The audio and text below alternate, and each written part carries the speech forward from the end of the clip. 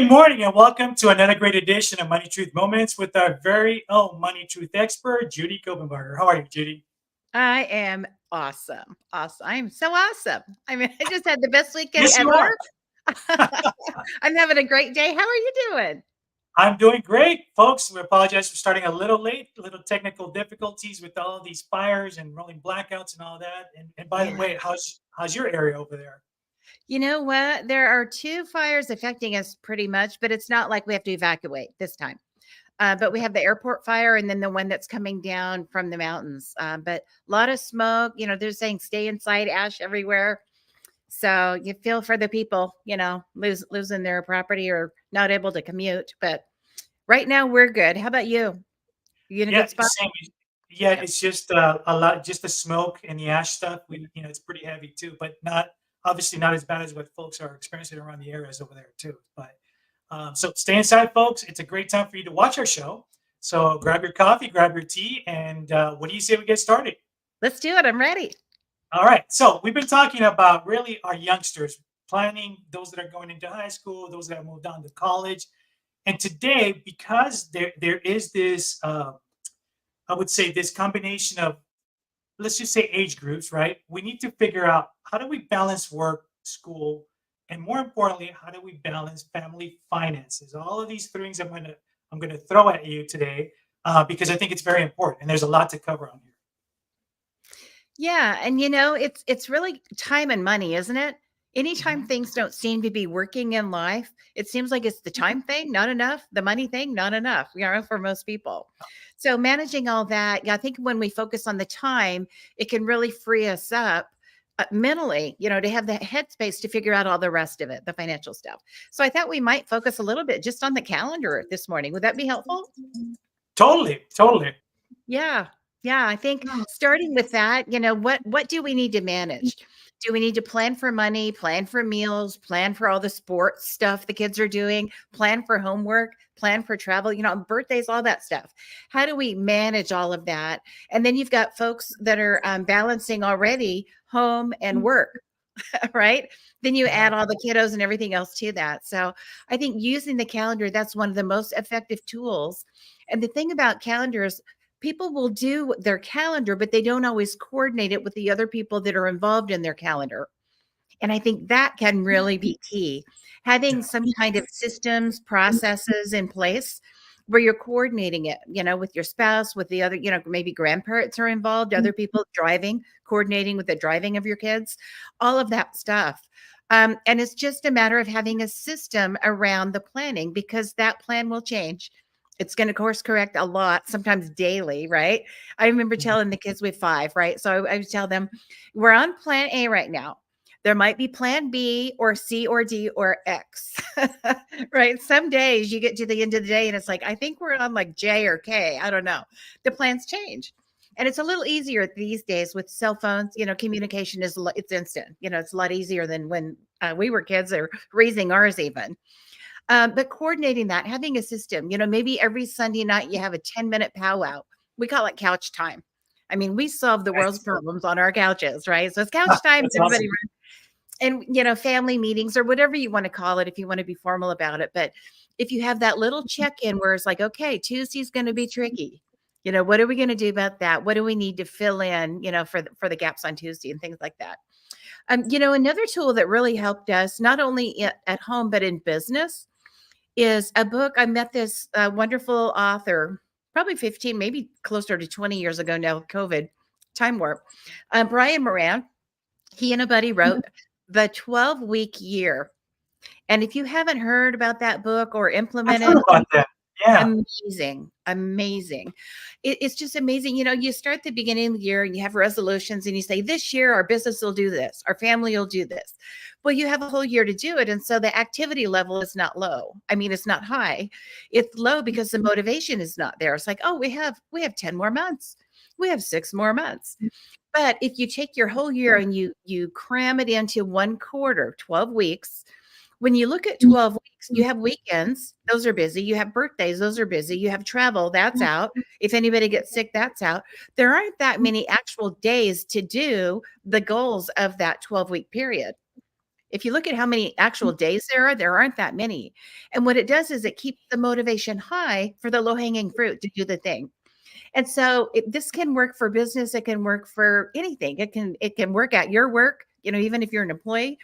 But it really helped us with our family planning to go, wow, in the next 12 weeks, we have these goals. We have 2 or 3 birthdays coming up. We've got these things we want to do with other friends and family, church activities, mission trips, whatever it was, maybe band festivals or recitals or big sports activities. We're always out, with travel ball, we're always out doing all the sports stuff. So managing all of that, it's like this next 12 weeks, here's the low hanging fruit, what we want to make sure has to happen, and what time is there to fill in around that.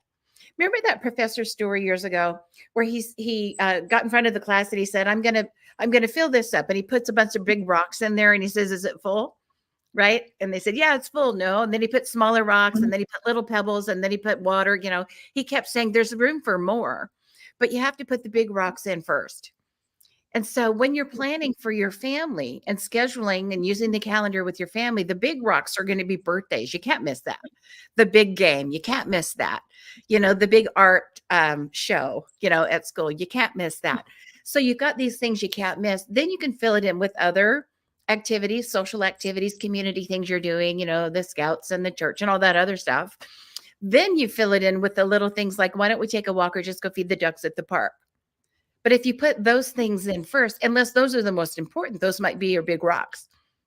Things like working out, that needs to be a big rock. If it's a little rock, it's like, oh, well, I didn't make it to the gym this week again, right? But if it's a big rock, you put them in first, you calendar around that, you highlight it, you put barbed wire on it, explosives, a big fence, and you guard that. Date nights need to be like that. You've got to guard them or they just don't happen. So use the calendar, find a system that works for you at your house. There's a couple of thoughts there, but couch time, whatever it is, and just be consistent about it. And it's amazing how life can show up without that stress. I'm officially going to borrow your couch time. I love it. And I also love the fact that, you talked about calendaring, and you're right. Sometimes everybody has their own calendar, but we forget to say, oh, I forgot to share that with you. So you don't know where I'm at what time and so forth. But I also love the fact of the analogy where you're talking about the rocks. I mean, and that's huge. That's a huge analogy because you're right. There's always room for more. There's always room for, your life is going to happen. So you're always going to have an excuse of, well, I didn't do it because of this, but it's all discipline as well too. So I'm glad you're bringing that up as well too. And folks, if you're just joining us for the first time, welcome. If you are a regular, welcome back. And if you're not following Judy, please do so at judycopenbarger.today. You can follow all of her social media on there as well too, and a lot of great things and free stuff, resources available for you there as well too. So let's continue talking about this because this is fascinating. I can't wait for the next part of this. So talk to us a little bit about financial planning for dual income households, and I'm sure we have to touch on also those single family income households as well too. Yeah, it's going to be the same. It's interesting with these dual income families, and many are, here in California, and almost every family has a couple of incomes, sometimes several sources of income. And it takes that to live here for a lot of folks. But really, if you're thinking about, a typical traditional husband and wife or two spouses, right? You got two spouses, they both have their jobs. Maybe one of them makes 50, 60 grand. The other one makes 2 or 3 times that. So how do you handle the expenses, especially in a young couple or a young family? How do you do that? And there's no wrong way to do it. And I've dealt with families that do it every which way. But one thing to do is just say, you make that much. Let's say you make 50,000, I make 150,000, right? So putting it together, you can say, well, let's just take a ratio from your income. We'll take one third or 1/4, and then we'll take the other 2/3 or 3/4 from mine to pay the big rocks, right? To pay the mortgage, to pay the utilities, to pay for tuition or whatever it is, the big rocks. And then maybe you just kind of split the little ones, like you handle the gas and the water, and I'll handle the city and the cell phone, right? Or whatever. So, and you can do it that way. One thing that I always want to remind folks is make sure that if you have the 2 incomes, like 2 jobs, that you are optimizing the benefit coordination that you have at your jobs, the 401k, the HSA, the health savings account. Make sure you're taking advantage of that. And you can double up as a couple. There's a pretty high limit for a family. Make sure that you are coordinating the insurances that are available. Most people think about the health insurance, but there's other insurances there. There's long-term care, disability, life insurance. There's other benefits that might be there that you haven't even looked into. So talk to HR, talk to payroll, and whoever handles the benefits where you work, and make sure that you're not doubling those, but you're optimizing those if you both have an income and you both have resources available at work. So that's one thing. The other thing is just remember when that income's coming in and you're allocating the expenses between the $50,000 and the $150,000 salaries, that you're always looking at now, soon, and later, right? The money that we need to get through this month and to get through the expenses that we have right now, monthly, regular expenses, including those that might be quarterly, like insurance premiums, sometimes real estate. Taxes are only due once a year or twice a year. So make sure that those irregular expenses are not there every month, but they're going to show up. Insurance premiums, that's something that really surprises people sometimes. So you might need to even calculate that as a monthly expense if it's not monthly. But figure out what you need right now for, just keeping life going. And that includes your groceries and your gas and all those flexible entertainment expenses, clothing, soccer cleats, piano lessons, all that, gym memberships, those things. Then you have goals. You want to figure out who from each salary is putting how much toward the next big goal, the car, the vacation in the summertime, the trip to fly grandma out, over spring break or whatever it is. Summer camps, things like that. So they're extraordinary expenses that are more of a goal, like a short-term goal in the next year or two. So who's going to allocate how much toward that? Just takes a little planning, right? Maybe back of a napkin, even spreadsheet, if you're fancy. But then the long term too. So how are we going to handle retirement when we decide we're not going to be working anymore and our money's going to work for us? Are we okay? Does one of us or both of us have a pension? Does one or both of us have a retirement program that we're contributing to? And that might take a little financial planning to figure out how much from each income is going to go into the retirement plan. So you have money for now, soon, and later. It's immediate, short term, and long term. And once you allocate that, then you just do that, right? Every month, maybe 400 from my paycheck and 1,200 from your paycheck goes into the long-term retirement planning. And then you just set it and forget it. Just do it as though it's an expense. You're kind of paying yourself. Like, every month we pay everybody else. Why not put ourselves on the list? Let's add ourselves to the list. So, and it just becomes a line item that you just do regularly. People that do that are the ones that end up joining the Cruise of the Month Club at retirement. And you see them, at the country club and out on the golf course because they did these little things along the way, and time is your friend. I every time I hear you talk about retirement, I look forward to that day. But at the same time, knowing me, it's like I'm not sure if I'm ever gonna really retire because I just love what I do too much. I enjoy doing this, and it's just something that I. But it's always nice to have an option and plan for it too. Like when you don't Oh, really have to do yeah. a full force. You know what I mean? And I see a lot of friends and colleagues that are just ready to retire or have retired, and I'm like, when I grow up, I want to be just like you, but to an extent. You know what I mean? So. Yeah, nice to have the option to not have to do something or be forced to go to a job you really don't enjoy. But I can't imagine either not working. But, it really is how you spell it. So retirement, a lot of people just spell it out. But if you put re-tire, that's just putting on a new set of wheels and going faster than ever, right? You just retire. I love that. I love that. That's awesome. Yeah. It all depends on how you spell it. So let's transition a little bit now. Let's talk a little bit about tips for maintaining that financial stability, especially like during busy times or maybe down times. Yeah, it's just, we talked about that consistency and having a plan, coordinating, whether it's your calendar or your checkbook, same thing, right? So it's having that focus, having a commitment toward a plan that is actually written. It's got to be a written plan because we forget and life happens. And was it 400 a month or was it 600 a month? I don't remember. What did I decide? Let me go back and see, so having a written plan, being committed to it, keeping it in front of you, Put it on your mirror, put it on your dining room table, put it, wherever you next to your bedside table, wherever you need to put it to keep it in front of you. And it's interesting working with families and a lot of couples. One spouse is really good at this, and they are like the gatekeeper and the manager, and they're the detail person, and the other one's like, I don't know, right? Almost always, and it's not always the wife or the husband, right? It's one or the other is very involved and committed, and the other's like, yeah, whatever, just tell me where to stand, whatever. But keep it in front of you. You want to course correct, because life will happen, expenses will change, and just know that if you're the one that likes everything in order, the order will change. A budget or a spending plan is a moving, breathing document, and it will be edited. So when those curveballs come, don't get upset if you're the one that likes everything in order. Just adjust it, rewrite it, right? You can adjust it in writing, and then recommit to what the course correction is.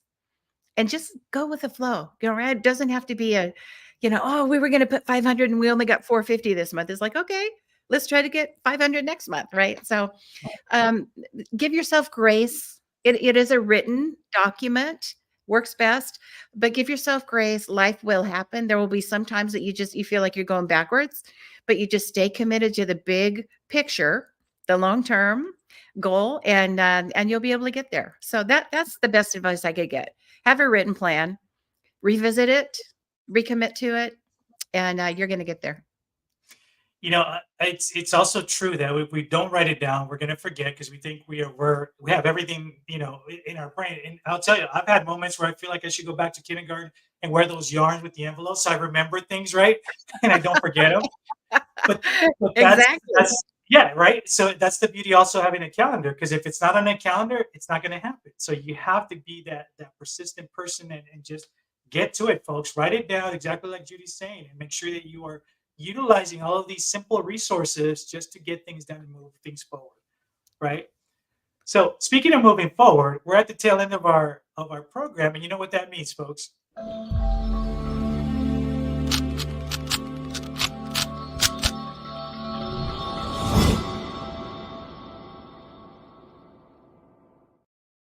It is time for our Money Truth Challenge. What do you got?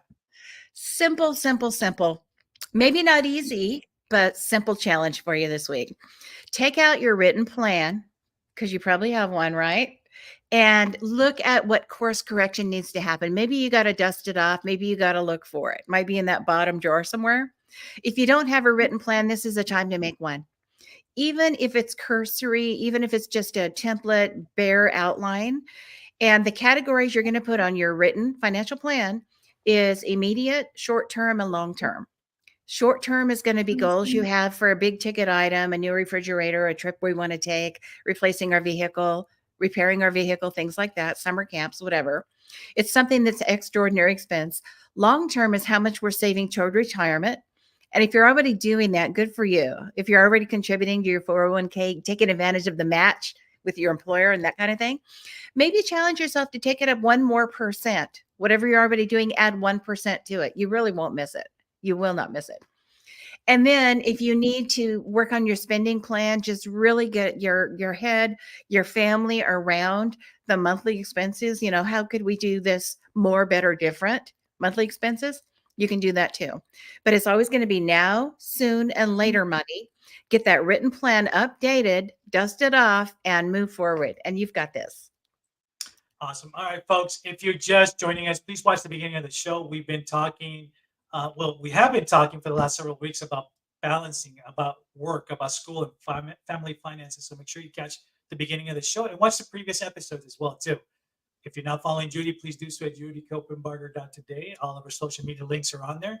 And we are here live every Tuesday morning at 8 a.m. with replays on Thursdays at 8 p.m. Judy, any last party words? Time and money, make it count. Have a great week. Take care, you guys. Till next week. Bye-bye.